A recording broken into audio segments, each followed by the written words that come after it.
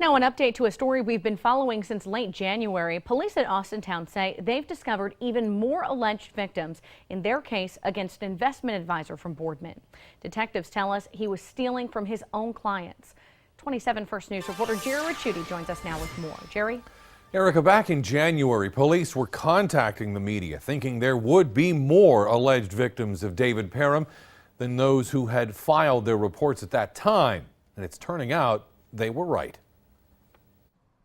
As we pulled up to his house in Boardman this afternoon, David Parham was on his way out. The one-time investment advisor is now expected in court sometime next month, accused of stealing from a number of his clients. When I spoke to several of the victims, they indicated it was disbelief. They said he would never do that to me. I mean, he's a friend of mine. Police in Austintown first started hearing from alleged victims back in November. To this point, they've discovered 5 of them who've lost a total of nearly $66,000.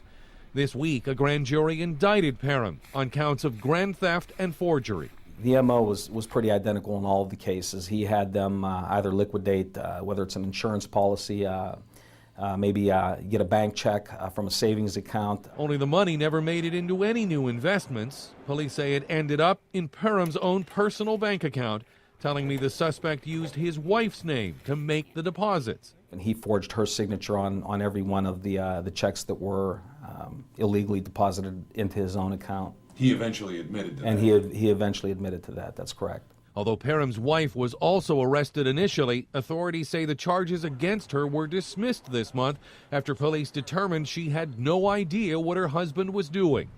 As for the alleged victims, police say Parham rarely provided statements about the so-called investments, and when he did, Yakovone says they were counterfeits. What it comes down to is you should be receiving quarterly, semi-annual statements. If you're not getting those statements, that's a red flag right there. It's something you need to look into. And